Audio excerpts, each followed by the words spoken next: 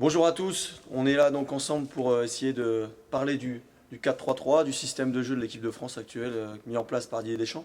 Donc on retrouve ici notre ligne de 4 défenseurs.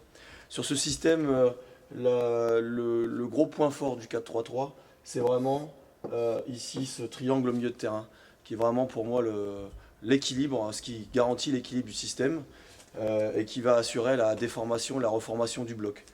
L'avantage de ce système-là, c'est qu'on peut avoir par ce triangle beaucoup de projections vers l'avant avec ces joueurs ici. Voilà, ça, dans l'animation offensive, c'est très important avec des joueurs comme Pogba ou Matuidi qui ont vraiment une force de percussion et qui permettent d'amener beaucoup de soutien à l'attaquant de pointe. Euh, Ensuite, s'il faut résumer ce système-là et la qualité du système avec un mot, je dirais que c'est le terme triangle. On a beaucoup de complémentarité dans ce système entre ces joueurs-là, où on a un premier triangle, on a forcément un deuxième triangle. Ici, c'est pareil, on a un troisième triangle, et puis forcément, ici, le triangle est ici. Donc en fait, toute l'animation offensive et défensive et l'utilité de ce système repose dans l'animation, la déformation et la reformation de ces triangles. Et dès l'instant où on a beaucoup de complémentarité avec les joueurs, à l'image de ce que fait Didier Deschamps actuellement, on a un système qui est très performant. Donc, en ce qui concerne l'animation offensive de ce système-là, il y a beaucoup de choses qui reposent sur en fait un principe simple qui est appui, remise, profondeur. Donc par exemple, on peut très bien avoir un appui sur l'attaquant de pointe, un soutien et un jeu dans la profondeur pour le joueur excentré. Et donc c'est pour ça que la complémentarité entre des réseaux de trois joueurs, c'est pour ça qu'on parle souvent de triangle, elle est très importante. Ça nous permet de trouver souvent des joueurs lancés, et à l'image de ce qu'a fait l'équipe de France sur les deux premiers matchs de la Coupe du Monde, on retrouve souvent ce principe-là. Alors en ce qui concerne l'animation défensive, il est évident que la clé de voûte de ce système-là, qui préserve l'équilibre, c'est ce garçon ici, hein, qu'on appelle souvent dans le football moderne la sentinelle. Donc c'est le joueur qui a le plus la vocation défensive du milieu de terrain. Donc en équipe de France, souvent c'est Yohan Cabaye. Euh, Lui, il doit tout le temps préserver l'équilibre du système.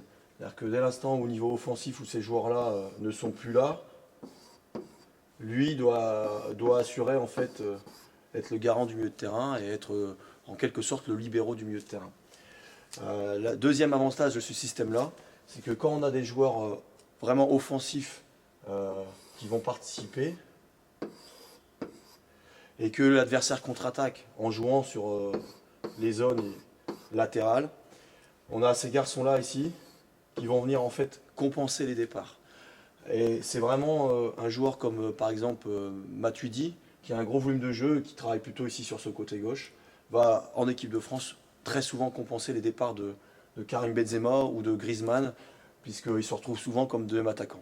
Et donc l'équilibre de système défensif, il est vraiment assuré par ce triangle au milieu de terrain et par ces joueurs qui sont capables d'aller boucher les espaces lorsque les joueurs attaquants sont devant le but et on s'expose à une situation de contre-attaque.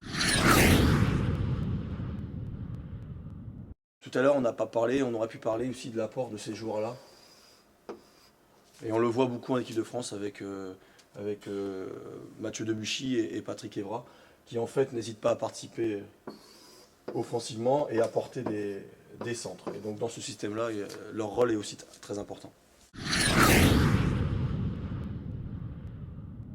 Alors maintenant, deux ou trois astuces pour essayer de contrer ce système-là.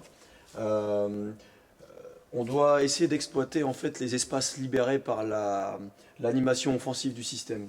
Donc ces joueurs-là qui ont tendance forcément et qui sont obligés d'apporter offensivement, ou alors ces latéraux qui participent. La clé pour essayer de les contrer, c'est vraiment à la récupération du ballon, essayer de trouver des espaces qui ont été libérés dans cette zone ici, ou alors sur les zones latérales.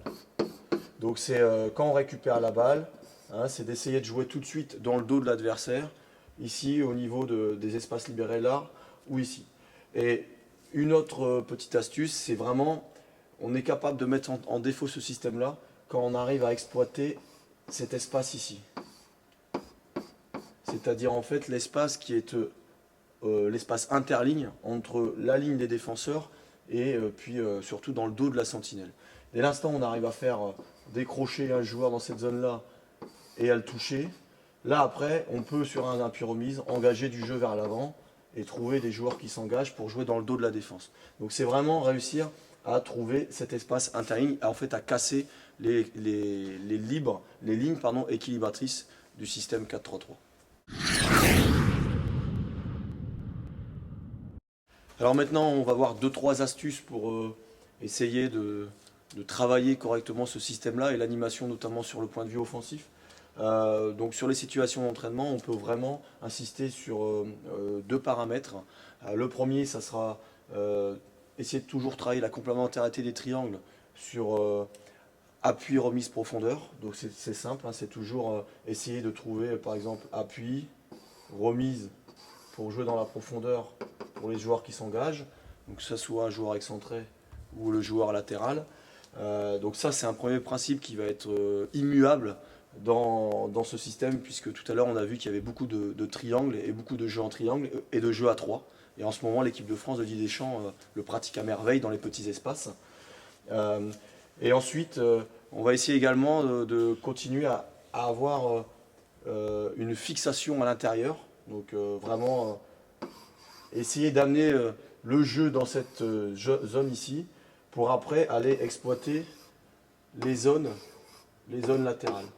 Et c'est important, donc quand on va jouer, redoubler des passes à l'intérieur, on va attirer la défense en fait sur cette zone de jeu là, ce qui va libérer des espaces en fait à l'opposé pour avoir soit trouvé nos excentrés, soit au contraire, si nos excentrés sont rentrés, trouver l'apport des latéraux par un jeu ici pour après finir sur un centre.